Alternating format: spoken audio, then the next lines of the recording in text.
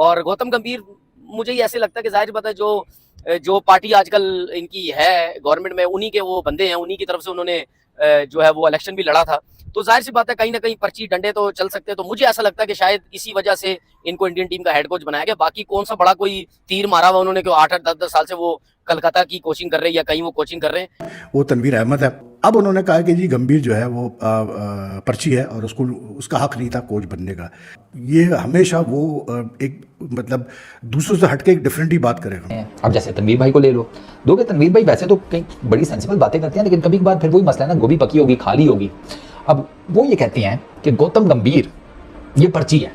हाय, वो बंदा जिसने अपने पूरे कैरियर में 5 जो है टेस्ट मैचेस खेले हुए हैं टोटल है, और कोई मैच विनिंग परफॉर्मेंस नहीं है, कोई मैन ऑफ द मैच नहीं है, कोई बड़ी जो है वो परफॉर्मेंस नहीं है, और वो उस बंदे को ट्रोल करने की कोशिश कर रहा है और उस बंदे को ये कह रहा है कि क्या उखाड़ा हुआ है, जिस बंदे ने वर्ल्ड कप के फाइनल्स में परफॉर्म करके इंडिया को चैंपियन बनाया हुआ है। तो लड़ने वाला है गंभीर, ना हंसता है ना खेलता है ना कुछ है, लड़ता ही रहता है हर दफा। तो मुझे ऐसा लगता है पाकिस्तान इंडियन टीम में ना लड़ाई ही रहेंगी हर टाइम। बहरहाल जहाँ तक गंभीर का ताल्लुक है यार, सीधी बात है, पर्ची तो खैर मैं किसी सूरत में नहीं कहूँगा उसको, इसलिए क्योंकि उसका अपना एक बैकग्राउंड है, क्रिकेट का बहुत स्ट्रॉन्ग बैकग्राउंड है। और मैं पहले भी कह चुका हूँ कि ठीक है उसका कोचिंग का शायद एक्सपीरियंस नहीं होगा जितना कि ड्राविड का था, लेकिन क्रिकेटिंग बैकग्राउंड उसका बहुत स्ट्रॉन्ग है। ये पर्ची इसको खिला लो, मेरा बेटा है, मेरे जिसे कहते हैं मेरा साला है, मेरा बहनोई है, मेरी इज्जत का सवाल है, बहन का घर बच जाएगा, इस किस्म के चक्कर वहाँ नहीं चलते। ये हमारी ही फुद्दू क्रिकेट में चलते हैं, उनके नहीं चलते। उन्होंने काफ़ी हद तक चीज़ें सेटल कर ली हैं। और बाकी तनवीर भाई रात को ना चावल चावल ही खा लिया करें, हल्के से बॉयल करके। जैसे कि दोस्तों आपने वीडियो के इंट्रो में सुना कि पाकिस्तानी मीडिया और पाकिस्तानी अवाम ने क्या कहा। जो चीज आपने इंट्रो में सुनी वो तो जस्ट एक ट्रेलर था, पूरी पिक्चर तो अभी बाकी है, जिसको देखकर आपको बहुत ही ज्यादा मजा आने वाला है। तो चलिए दोस्तों बिना कोई टाइम गवाए आगे इस वीडियो में सुनते कि पाकिस्तानी मीडिया और पाकिस्तानी अवाम का क्या कहना है। तो चलिए इस वीडियो को आप एंजॉय कीजिए, मैं मिलता हूँ आपको आखिर में। मैं ये समझता हूँ कि वीवीएल लक्ष्मण को पाकिस्तान इंडियन टीम का हेड कोच होना चाहिए था, क्योंकि जाहिर सी बात है वो बी टीम के साथ काफी टाइम से वो हेड कोच थे। और गौतम गंभीर मुझे ही ऐसे लगता है कि जाहिर बात है जो पार्टी आजकल इनकी है गवर्नमेंट में, उन्हीं के वो बंदे हैं, उन्हीं की तरफ से उन्होंने जो है वो इलेक्शन भी लड़ा था। तो जाहिर सी बात है कहीं ना कहीं पर्ची डंडे तो चल सकते हैं। तो मुझे ऐसा लगता है कि शायद इसी वजह से इनको इंडियन टीम का हेड कोच बनाया गया। बाकी कौन सा बड़ा कोई तीर मारा हुआ उन्होंने, कि 8-8 10-10 साल से वो कलकत्ता की कोचिंग कर रहे हैं या कहीं वो कोचिंग कर रहे हैं। मेरे हिसाब से बहुत बड़ी नाइंसाफी हुई है वीवीएल लक्ष्मण के साथ, क्योंकि वीवीएल लक्ष्मण जैसा प्लेयर उसमें और गौतम गंभीर में जमीन आसमान का फर्क है। वो टेक्निकली अच्छा player, performances wise natural talent, क्या प्लेयर, एटीट्यूड भी जबरदस्त, बंदा भी जबरदस्त, मतलब कूल इंसान, सबको लेके चलने वाला। वो लड़ने वाला है गंभीर, ना हंसता है ना खेलता है ना कुछ है, लड़ता ही रहता है हर दफा। तो मुझे ऐसा लगता है पाकिस्तान इंडियन टीम में ना लड़ाई ही रहेंगी हर टाइम। तो पता चला कि जी गौतम गंभीर जो है वो मतलब ये जो पर्ची का वर्ड है ना, ये बहुत इस्तेमाल होता है पाकिस्तान क्रिकेट में, तो इंडियन क्रिकेट में शायद इतना नहीं होता कि। तो आज मुझे पता चला जी गौतम गंभीर भी जो है, कोच भी जो अपॉइंट होते हैं ना, वो भी पर्ची पे अपॉइंट होते हैं। प्लेयर्स का तो सुना था कि वो पर्ची पे अपॉइंट होते हैं, लेकिन कोच भी जो है वो पर्ची पे अपॉइंट होते हैं। और उसकी वजह यह है, बकौल हमारे फॉर्मर टेस्ट क्रिकेटर के कैसे बोलते हैं अपना वीवीएस लक्ष्मण को जो है कोच होना चाहिए था ड्राविड के बाद, इसलिए क्योंकि वो एनसीए में काम करते रहे वगैरह करके। तो अब जिस फॉर्मर क्रिकेटर की मैं बात कर रहा हूँ वो तनवीर अहमद है। अब उन्होंने कहा कि जी गंभीर जो है वो पर्ची है और उसको उसका हक नहीं था कोच बनने का। ये हमेशा वो एक मतलब दूसरों से हटके एक डिफरेंट ही बात करेगा। I think it's more for the views, it's more for the fact that he knows कि वो जितनी कॉन्ट्रोवर्शियल बात करेगा उतना ज़्यादा वो, आजकल तो आपको पता है सोशल मीडिया का ज़माना है, तो यही बिकता है भाई, जितनी आप ज़्यादा मसालेदार बात करें तो वही बिकती है। और आई थिंक गंभीर और टेंगू का पहले भी आमना सामना भी हुआ था किसी चैनल पे, तो उसमें भी बड़ा गर्मा गर्मी हुई थी, ओवर कोहली के ऊपर कुछ कह दिया था अपना कैसे बोलते टेंगो ने। बहरहाल जहाँ तक गंभीर का ताल्लुक है यार, सीधी बात है, पर्ची तो खैर मैं किसी सूरत में नहीं कहूँगा उसको, इसलिए क्योंकि उसका अपना एक बैकग्राउंड है, क्रिकेट का बहुत स्ट्रॉन्ग बैकग्राउंड है।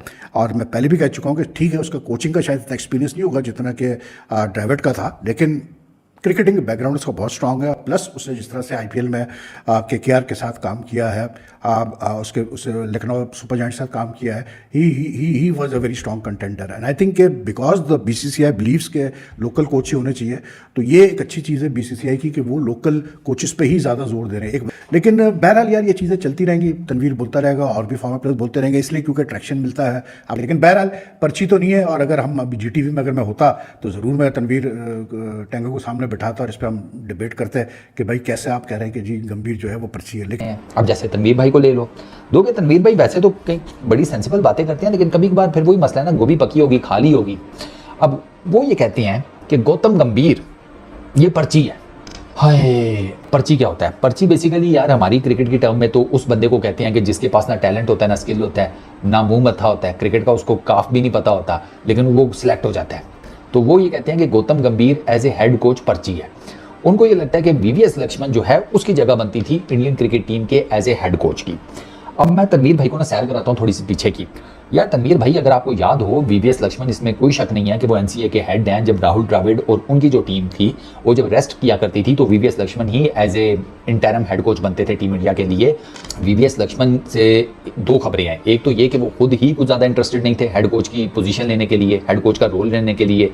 दूसरा खबर एक ये भी है कि उनका भी इंटरव्यू किया गया था, लेकिन उनका इंटरव्यू शायद इतना ज़्यादा इंप्रेसिव नहीं होगा जितना गौतम गंभीर का हुआ।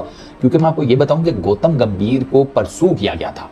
गौतम गंभीर ने ये नौकरी परसू नहीं की, गौतम गंभीर का बिल्कुल सेट चल रहा था। वो इस नौकरी से जितने पैसे मिलने हैं उससे डबल पैसे केकेआर की मेंटोरशिप से कमा रहा था। उसका भाई सेटल चल रहा था। वो आया मेंटोरशिप में केकेआर की, उससे पहले वो लखनऊ सुपर जायंट्स के साथ मेंटोरशिप कर रहा था उनकी।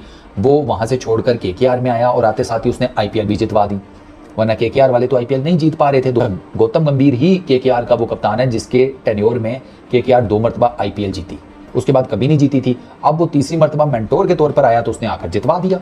ये तो दुनिया जानती है। श्रेयास अय्यर ने कप तो उठाया, लेकिन उस कप को उठाने में श्रेयास अय्यर के पीछे और कप के पीछे जो बंदा खड़ा था वो गौतम गंभीर है। ये हर किसी को पता है। गौतम गंभीर ने तो अप्लाई नहीं किया था, ये तो बीसीसीआई वाले ड्यूरिंग आईपीएल गौतम गंभीर के पास पहुंच गए थे कि गुरु आ जाओ एज ए हेड कोच। अब बीसीसीआई वालों ने कुछ ना कुछ तो देखा होगा, क्योंकि देखें उधर ना इतना जिसे कहते हैं पैड़ा काम नहीं होता कि भाई आप आउट ऑफ नो वेयर एक बंदे को हेड कोच लगा दें कि जी ये पर्ची है। अब इस लेवल की जो जॉब है ना उसकी पर्ची पर सीधा सीधा मोदी जी की तरफ से आए तो आए, उससे नीचे के लेवल पर वो खुद अच्छा खासा सेटअप चलाकर बैठे हुए हैं, सिस्टम उनका रनिंग में है, वो इस किस्म की चीज़ें नहीं करते। ये पर्ची, इसको खिला लो, मेरा बेटा है, मेरे जिसे कहते हैं मेरा साला है, मेरा बहनोई है, मेरी इज्जत का सवाल है, बहन का घर बच जाएगा, इस किस्म के चक्कर वहाँ नहीं चलते। ये हमारी ही फुद्दू क्रिकेट में चलते हैं, उनके नहीं चलते। उन्होंने काफ़ी हद तक चीज़ें सेटल कर ली हैं। और बाकी तनवीर भाई रात को ना चावल चावल ही खा लिया करें, हल्के से बॉयल करके, ज़्यादा ठीक रहेगा, बादी चीज़ें ना खाया करें। तनवीर अहमद साहब का ये कहना है कि गौतम गंभीर एक पर्ची कोच है।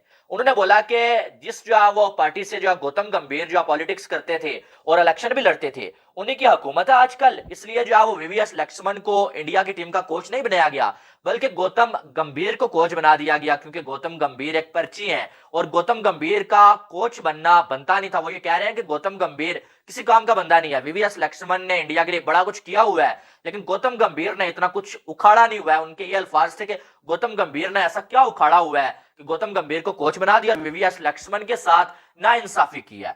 जो वो तनवीर अहमद ने ये बोला कि गौतम गंभीर जो है वो लड़ाकू सा बंदा है, हर किसी के साथ लड़ता रहता है, ना वो हंसता है, हमेशा मूड में रहता है, और वो जो खिलाड़ियों के साथ लड़ेगा और ड्रेसिंग रूम में आपके लड़ाइयां ही होती रहेंगी। अब तनवीर अहमद शायद भूल गए कि वर्ल्ड कप में गौतम गंभीर की परफॉर्मेंसेस क्या थी। वो भूल गए कि वर्ल्ड कप जितवाने में गौतम गंभीर का कितना बड़ा रोल था। एक वो बंदा जिसने अपने पूरे कैरियर में 5 जो टेस्ट मैचेस खेले हुए हैं टोटल, और कोई मैच विनिंग परफॉर्मेंस नहीं है, कोई मैन ऑफ द मैच नहीं है, कोई बड़ी जो है वो परफॉर्मेंस नहीं है, और वो उस बंदे को ट्रोल करने की कोशिश कर रहा है और उस बंदे को ये कह रहा है कि क्या उखाड़ा हुआ है, जिस बंदे ने वर्ल्ड कप के फाइनल्स में परफॉर्म करके इंडिया को चैंपियन बनाया हुआ है। इंडिया के साथ कोई रिलेशन नहीं होना चाहिए अगर इंडिया खेलने नहीं आता, और आज ये जो है $1-2 के लिए फिर इंडिया की क्रिकेट पे बात कर रहे हैं और जो गौतम गंभीर के हवाले से बात कर रहे हैं कि गौतम गंभीर को जो कोच नहीं होना चाहिए था। इनकी हद नहीं हो गई है यार।